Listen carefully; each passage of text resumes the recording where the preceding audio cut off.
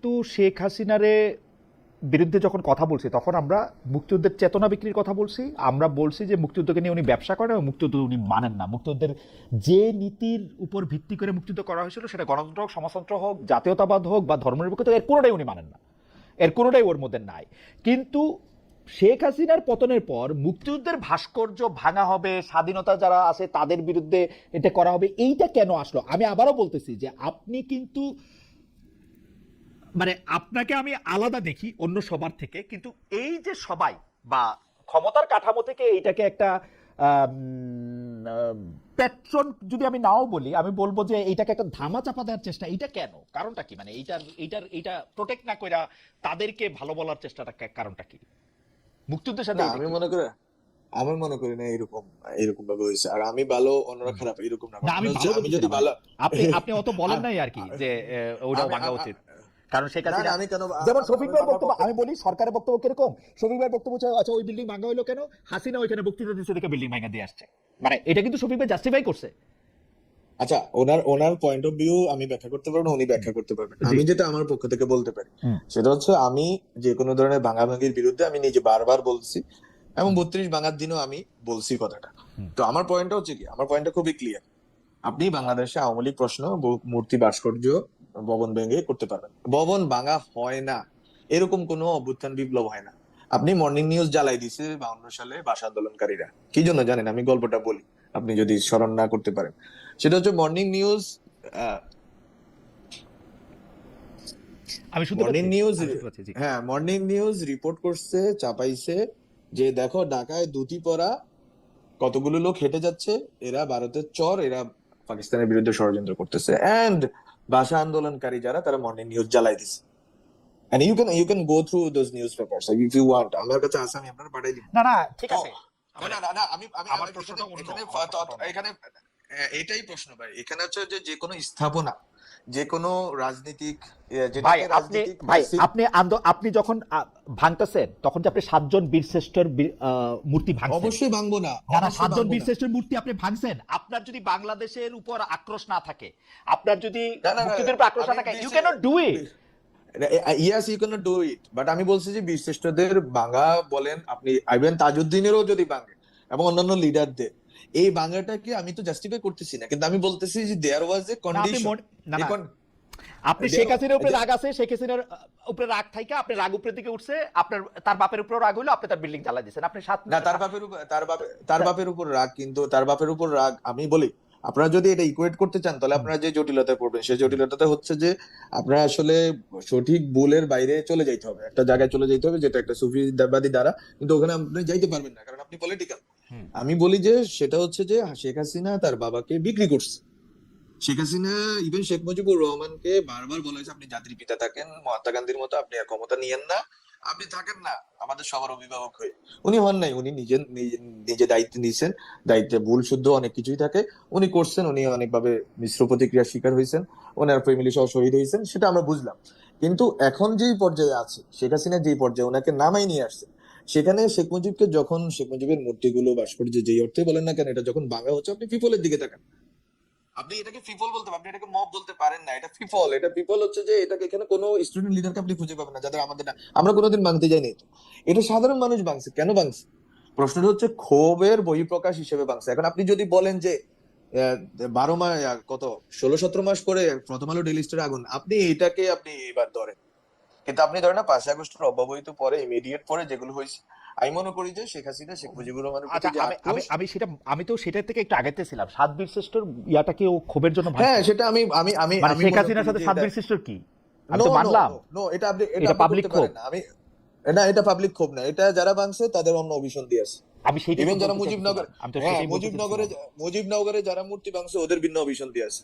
যারা ঢাকা বিশ্ববিদ্যালয়ের পাশের এই যে আপনার মানে জগন্নাথ হলের পিছনে এখানে যে মন্দির, মূর্তি, ভাস্কর্য ভাঙছে, ওদের ভিন্ন অভিসন্ধি আছে। দে আর নট আওয়ার পার্ট। আমি যদি সঠিক হই, তাহলে আমার সাথে সাথে বাংলাদেশের মিলিয়নস অফ পিপল এই আইডিয়া ধারণ করে। খালেদ ভাই, হুম। জুলাইয়ের পক্ষের হাজার লাখ লাখ লোক এই আইডিয়া ধারণ করে যে এই ভাঙাগুলো উচিত হয় নাই। আপনি শেখ হাসিনার প্রতি ক্ষোভ আছে, শেখ মুজিবের প্রতি ক্ষোভ আছে, কারণ শেখ হাসিনা শেখ মুজিবকে এই টেনে নামাইছে এখানে। It is Sheikh Hasina's fault. না না, সেইটা তো হ্যাঁ সেইটা তো আমি হ্যাঁ আলাদা করে 14 রাখলাম। আমি তো হ্যাঁ দেখতেছি যে আপনি হ্যাঁ যখন 7 জন বীরশ্রেষ্ঠর এটার মধ্যে আপনি মুক্তিযুদ্ধের মুরালে আঘাত করতেছেন, আপনি মুজিবনগর না, দিবস এটা এটা আপনি করতে এটা পারেন না, করতেছেন। এটা আপনি করতে পারেন না, এইটা তো এটা আপনি করতে এইটা পারেন তো না, আপনি ক্ষোভ থেকে আপনি করেন করতে না, এটা পারেন তো না এটা। পিপল করে নাই, পাবলিক করে নাই, এটা তো কোনো না কোনো একটা রাজনৈতিক ইন্ধনে এটা করা হয়েছে। হ্যাঁ হ্যাঁ হ্যাঁ, আমি তো এটা অস্বীকার অ্যাবসলিউটলি। করতেছি না, এবং আমি এটাকেই আমি বিরোধ করতেছি যে এটা জুলাইকে মুক্তিযুদ্ধের বিরুদ্ধে দাঁড়া করানোর একটা প্রক্রিয়ার ভিতর দিয়ে অনেকে এটা করছে, যে অভিসন্ধি যাদের ছিল তারা আমরা না। আপনি মুক্তিযুদ্ধের পরে যারা চোর চাচুরিগিরি করছে, যাদের কারণে শেখ মুজিবুর রহমান বলছে আমার কম্বলটা কই, তারা কি মুক্তিযোদ্ধা ছিল না? আপনাকে আমি বলি, একবার খুব ক্লিয়ার কাট কথা শুনেন, 71 থেকে 80 দশক পর্যন্ত কোনো মুক্তিযোদ্ধাকে যায় রাজাকার হত্যা করে নাই। মুক্তিযোদ্ধারা মুক্তিযোদ্ধাদেরকে মারছে। তো আপনি কারে দোষ দিবেন? ফলে আপনাকে, কিন্তু এই জন্য কি আপনি মুক্তিযোদ্ধাদেরকে বলেন মুক্তিযুদ্ধ খারাপ? বলেন না তো। কারণ মুক্তিযুদ্ধে যখন ইভেন্টটা শেষ হয়ে গেছে 16 ডিসেম্বর, এরপরে যে ম্যাস কিলিং, বিহারীদের উপর কিলিং, তারপর আপনার হচ্ছে যে নিজেদের মধ্যে অন্তর্কোন্দলে কিলিং, জাসদের উপর আমি কিলিং। আমি আমি দুইটা আমি আমি হচ্ছে যে আপনি যেহেতু বারবার এই প্রসঙ্গটা আনতেছেন, আমি দুইটা জায়গা থেকে এটা দেখি। 1971 সালের পর থেকে যদি বিহারীদের উপরে, জাসদ ইত্যাদির উপরে, এটার সাথে কিন্তু একটা প্রপার্টির একটা সরাসরি রিলেশন ছিল। কারণ বিহারীদের ক্ষেত্রে তো আপনি এটা এখন গেলেই দেখতে পারবেন, মিরপুর 11 নম্বরে যান, মোহাম্মদপুরে যান, আমি তো এটা সরাসরি দেখতে পারবেন, নিশ্চয়ই এটা প্রপার্টির। কিন্তু যখন আমি ইডিয়ালিস্টিক জায়গা থেকে আসতেছি, আমি ওইটাও মাইনা নিলাম যে শেখ হাসিনা এমন এক জায়গায় বাংলাদেশের মানুষকে নিয়ে আসছে যেখানে তার বাবাকে নিয়েও এরকম অশ্রদ্ধা অসম্মান দেখাইতে পাবলিক গেছে। কিন্তু আমি যেটা বলতেছি যে ইডিওলজির জায়গা থেকে এই জিনিসটা কেমনে জনপ্রিয় হয় যে আমরা 71 সালে আমরা ভুলভাবে দেশ স্বাধীন করছি, 71 সালে এত লোক মারা যায় না, নো নো 71 নো সালে নো নো এই জায়গাটাতে মানুষ এগুলো কেমনে এগুলো সমর্থন করছে, এটা কি আপনারা এগুলো এটার মধ্যে এগুলো আমরা স্টেক বলি ছিল? নাই, এগুলো আমরা বলি নাই, নেভার। আচ্ছা। এগুলো যাদের বলা তারা বলছে, যাদের এটা দিয়ে রাজনৈতিক ফায়দা হাসিল করা ছিল তারা বলছে। আপনি 71 ভারতের কাছে বিক্রি করে দিয়েছে যারা, একটা অংশ ছিল, একটা অংশ বলছে এটা দ্বিজাতি তত্ত্বের অবসান হয়েছে, এটাও ছিল। 71 হাজার রকম, 71 ওকে। আপনার কাছে একরকম, না 71 না, 71 ডেফিনেটলি প্রত্যেকের ডেফিনেটলি হ্যাঁ। ডেফিনেটলি ফলে 71 হাজার আপনার, রকম, হ্যাঁ, ডেফিনেটলি। এবং 47 হাজার রকম পাকিস্তান আন্দোলন, আবুল হাশিমের পাকিস্তান আন্দোলন হচ্ছে বেসিক্যালি গ্রেটার বেঙ্গল করার আন্দোলন, মাওলানা ভাসানীর আন্দোলন, শেখ মুজিবুর রহমান, আমি শেখ মুজিবুর রহমানের একটা লেখা ওই সময় ছাপানো হয়েছে 47 সালের, এটা আমি আমার রিসার্চের কাজে এটা ইউজ রাইট। করছি। আর হ্যাঁ, 47-এ শেখ মুজিবুর রহমান আমি নিজে আমি বক্তৃতা দিয়ে বলতেছে আমরা অখণ্ড বাংলা চাই। হুম, এখন ওই রাজনীতি যারা করছে, আর শাহজিজুর রহমান তখন বিরোধিতা করছে, হুম, সেই শাহজিজুর রহমান আবার পাকিস্তানের পক্ষে 71 সালে, আর শেখ মুজিবুর রহমান 71-এর নেতা। হুম। ফলে এগুলো প্রত্যেকটা রাজনৈতিক ঘটনারই অনেকগুলো চরিত্র দাঁড়ায়, আমার এবং কোনটা সহি চরিত্র কোনটা বেসহি চরিত্র সেটা তো আসলে ইতিহাস নির্ধারণ করবে। আর আমার আমার মনে হয় যে আমি একটু বর্তমান রাজনীতিতে ফিরে আসি। আপনার কাছে কি মনে হয় যে বাংলাদেশের, মানে আমি এই কথাটা প্রায় শুনি যে বাংলাদেশের বেশিরভাগ মানুষই আসলে 71 সালে যে বাংলাদেশটা স্বাধীন হয়েছে এইটার বাস্তবতাটা ঠিক অনুধাবন করে নাই, সেই জন্য এটাকে মুক্তিযুদ্ধ না বলে এটাকে গন্ডগোল বলে। অনেক মানুষই রাজনৈতিকভাবে এটার পক্ষে ছিল না, অনেক মানুষ এটা আসলে বুঝতেই পারে নাই, এবং সেটা ভারতের ষড়যন্ত্রে এবং চক্রান্তে পাকিস্তান থেকে তার আলাদা হইতে হয়েছে। আপনার কাছে কি মনে হয় বাংলাদেশের বেশিরভাগ মানুষ কি এখন অবশ্য এই এটা উদাহরণটা, মনে করে না, হ্যাঁ, এটা এটা মনে করে না, এটা মনে করে না, এটা আমি মনে মনে করে করি। না। এগুলো একটা নির্দিষ্ট রাজনৈতিক গোষ্ঠীর হুম।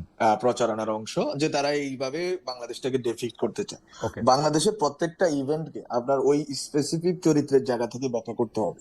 ওকে। ওইটা যদি আপনি না করতে পারেন, তাহলে যেটা হবে যে আপনি নেগেশনের ভিতর দিয়ে আপনি যাবেন, আপনার কোনো জাতীয় চরিত্র দাঁড়াবে না। এই জন্য আমাদের এত খারাপ অবস্থা এই দেশ হিসেবে। ওকে। অনেকে বলে টাকা পয়সার কারণে, কিন্তু আপনার ন্যাশনাল কোনো ক্যারেক্টার নাই রে ভাই। না, এটা ঠিক আছে, এটা ঠিক আছে। আর আমি দুইটা বিষয়ে আপনার একটু মতামত জানতে চাইবো। যে একটা হচ্ছে যে মার্কিন যুক্তরাষ্ট্রের সঙ্গে বাংলাদেশের চুক্তি করছে, সেটা আপনারা, মানে আপনি অবশ্য প্রত্যেক করে বাইরে আসছেন, কিন্তু আপনাদের আপনি যে সরকারে ছিলেন সে সরকারে ছিল, তারা এটা 9 তারিখে করছে। এই ব্যাপারে অল্টারনেটিভসের বা যেন মাহফুজ আলমের কোনো আলাদা অবস্থান আছে কিনা, যে চুক্তিটা কেমন হয়েছে, ভালো খারাপ, আগে পরে? আমাদের এখানে খুবই ক্লিয়ার কথা, আপনি হচ্ছে ইমিডিয়েট রেজাল্টের জন্য যদি আপনি এটা করেন তাহলে আপনি এটা করছেন, কিন্তু আমি মনে করি যে এটা লং টার্মে এটা বাংলাদেশের স্বার্থের জায়গা থেকে অনেক ক্ষেত্রে আমাদেরকে ক্ষতিগ্রস্ত করবে। বিশেষ করে আমরা যে কথাগুলো বলতেছি, আমাদের নিজস্ব জ্বালানি, আমাদের নিজস্ব ফসলের প্রশ্ন, আমাদের নিজস্ব যে শিল্পের প্রশ্ন, এগুলোতে আমাদেরকে বাধাগ্রস্ত করবে। এবং সরকারকে এটা যত দ্রুত পারা যায় রিভিজিট করা উচিত, বসা উচিত আবার এই নেগোসিয়েশনে, and they should think about their slogan যে বাংলাদেশ ফার্স্ট। তারপরে তারা যা ইচ্ছা ট্রিটি করুক, কোনো অসুবিধা নেই, যে কোনো দেশের সাথে ট্রিটি হইতে পারে। আপনি চুক্তিটা দেখছেন কিনা, এটা কি বাংলাদেশের পক্ষে গেছে বা? আমি আমি চুক্তিটা দেখি না, কারণ আমাদের সময় ক্যাবিনেটে এটা তোলা হয়নি, আমি জানিও না এটা ওই সময়। আমরা জানতাম যে এটা একটা ট্রেড নেগোসিয়েশন খলিল ভাই এবং ওই সময় যিনি ছিলেন বশির ভাই ওনারা করতেছেন। তো ওনারা করছেন, ওনারা যাওয়া আসা করতেছেন নিয়মিত, এটা আমি জানি। ওই সময় আমি ওয়াশিংটনে নিজে গেছি যখন নিউ ইয়র্কে, হুম নিউ ইয়র্কে ছিলাম ওই যে আগস্ট মাসে বোধহয় আমার প্রোগ্রামে। হুম। তো তখনও আমি জানতাম যে এই কাজটা চলমান আছে, আমাদের ক্যাম্পাসের লোকরা বলছে। তো এইটা চলমান আছে এটা আমরা জানি, কিন্তু এটা ডিটেলস আমি নিজে পড়ি নাই। আমার যেটা যতটুকু পত্রিকাতে কলাম এখানে সেখানে লেখা হয়েছে, এই জন্য আমি বলছি আমাদের কিছু স্বার্থগত জায়গাতে ইমব্যালেন্স একটা জায়গাতে চলে গেছে। এটাকে আপনি যদি সরকার যদি বাংলাদেশ ফার্স্ট নীতি অবলম্বন করে, সরকারকে এটা রিকনসিডার করা উচিত, রিভিজিট করা উচিত, রিনেগোশিয়েট করা উচিত। একজন দর্শক জালাল আহমেদ উনি বলতেছেন, খালেদ ভাই আজ 3টি টকশো গেলে কিন্তু বাজেট নিয়ে কোনো আলোচনা না করা কারণ কি? ভাই জুন মাসের 9 তারিখে বাজেট নিয়ে প্রোগ্রাম করেছি আমি, একটু প্রোগ্রামটা দেখেন, মানে বাজেট হওয়ার আগে বাজেট নিয়ে প্রোগ্রাম করা হয়েছে। আচ্ছা, আরেকটা বিষয় নিয়ে আমি একটু কথা বলি, সেটা হচ্ছে যে ডক্টর জাহেদ রহমান, মানে বাংলাদেশের সাথে ভারতের সম্পর্ক, বাংলাদেশের একজন উপদেষ্টা, উনি ভারতে গিয়েছেন, তাকে আসলে 2 ঘন্টা এখানে সেখানে বসিয়ে রাখা হয়েছে, অনেক প্রশ্ন করা হচ্ছে, তিনি আবার সেখানে ফিরে আসছেন।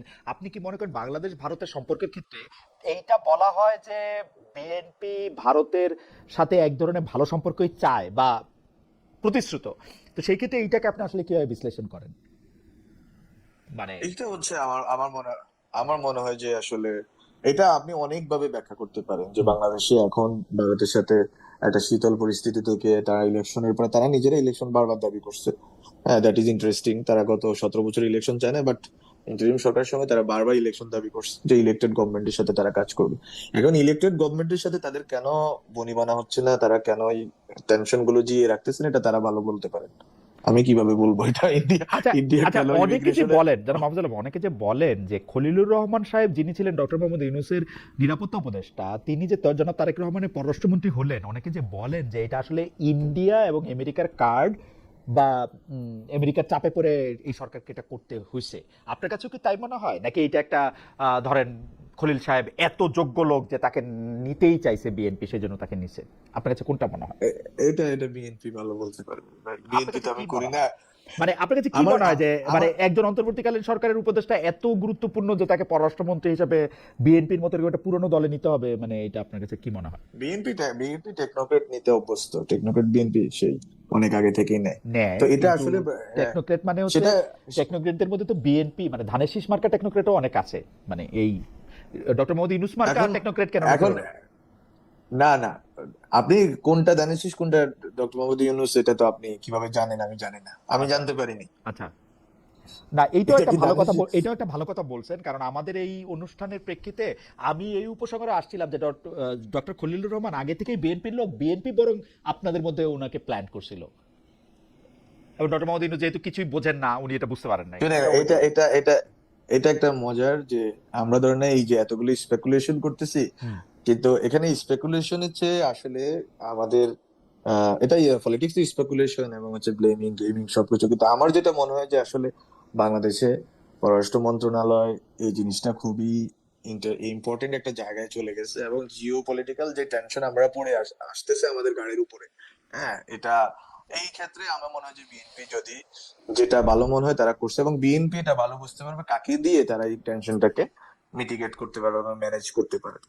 এটা বোধহয় তাদের একটা চিন্তা ছিল। এর বাইরে আমি জানি না আসলে এটা আগে পরে কিভাবে কি হইলো, কে কার হয়ে খেললো। কারণ হচ্ছে খেলাটা তো আসলে আপনি বুঝতেও পারবেন না, যদি খেলোয়াড়ের খেলা এই হয় তাহলে আপনি বুঝতে পারবেন কিভাবে, আর যদি খেলা আপনিই বুঝে যান তাহলে খেলোয়াড় খেলোয়াড় হইলো কিভাবে। না সেটা ঠিক আছে, কিন্তু ধরেন আবার একটা পুরনো কথা কইতে হয় যে ইলেকশনটা একটা গেল, সেইটারে আপনি একটা ভাগ বাটোয়ারার ইলেকশন আপনি বলছেন। বাইরে এটা তো কইয়া দিছি কথা, আহ, আগে তো একবার কইছি। আবারও বলেন, আর আবারও একটু বলেন, অল্প একটু বলেন, আপনি একটু বলেন যে এখন এই বাটোয়ারা থেকে, মানে আমার প্রশ্নটা ওই বাটোয়ারা পর্যন্ত না, মানে যে জুলাই স্পিরিট ছিনতাই হয়ে গেছে বলে মানে বা অনেকে বলে থাকেন, আমি আপনার কথা যদি নাও বলি, ক্ষমতার মূল নিয়ন্ত্রক যুক্তরাষ্ট্র, এটা যদি আমরা নাও বলি, এই জায়গা থেকে আসলে আর ফিরে আসা সম্ভব? মানে মানুষ তো ওইটাই চাইতেছে মনে হয়, তাই না? এগুলো আসলে কোনোটাই স্থির কিছু না। হুম হ্যাঁ, তারপরে একসময় ভারত, একসময় ইন্ডিয়া, একসময় আমি চিন্তা করি কবে ঢাকা উইল, আমরা একটা স্লোগান আছে আমি নিজের লেখা লিখছি, Dhaka will be the centre. আমি আচ্ছা ওইটার অপেক্ষায় আছি। এর আগ পর্যন্ত কে কি করলো এটা আমরা দেখার দরকার নেই। আমাদের টার্গেট কি, আমরা যদি আমাদের ইয়াং জেনারেশন বলি, এবং আমি মনে করি এনসিপি করুক, যেই দলে করুক না কেন, আমাদের জেনারেশন এই ক্ষেত্রে একমত যে ঢাকাকে সেন্টার বানাইতে হবে, সেন্টার অফ গ্র্যাভিটি বানাইতে হবে এই অঞ্চলে। ওকে। শেষ। আমাদের স্বপ্ন এত বড়, এটা হচ্ছে কথা। এবং এটা বানানোর জন্য আমাদেরকে স্বনির্ভর হইতে হবে, আমাদের প্রতিষ্ঠানগুলোকে শক্তিশালী করতে হবে, এবং আমাদের রাজনৈতিক কালচার ঠিক করতে হবে, আমাদের রাজনৈতিকভাবে সংগঠিত হইতে হবে। আমাদেরকে আরো আমাদের যে ব্যর্থতা আছে, আমাদের যে কমতি আছে, এগুলো থেকে শিক্ষা গ্রহণ করে আমাদেরকে প্রস্তুত হইতে হবে। আমরা ওই দিকে তাকাই আছি। এক সময় একজন আসবে, খেলবে। এটা কোথায় নাই? এটা কোন দেশে অন্য দেশ প্রভাবিত করার চেষ্টা করে না? শুনেন খালেদ ভাই, আমি একটা কথা বলি, আমি এটা বলছি অনেকবার, এখন আজকে আপনার সুবাদে অনেককে বলতে সুযোগ পাচ্ছি। এটা হচ্ছে, অনেকে বলে না ভারতের ষড়যন্ত্র বাংলাদেশের ভিতর। আমি তো মনে করি এটা ভারতের foreign policy. Why don't you have a foreign policy? মানে বাংলাদেশকে আমি বলতেছি, আপনার ভারতের ফরেন পলিসির অংশ বাংলাদেশে সে হেজিমনি রাখবে, সে এটা, তো এটাকে সে করতলগত করে রাখবে। এটা তো তার ফরেন পলিসি, পলিটিক্যাল ফিলোসফির অংশ, তাই না? এটা সে একটা রাষ্ট্র হিসেবে করতেছে। বাংলাদেশ কোথায়?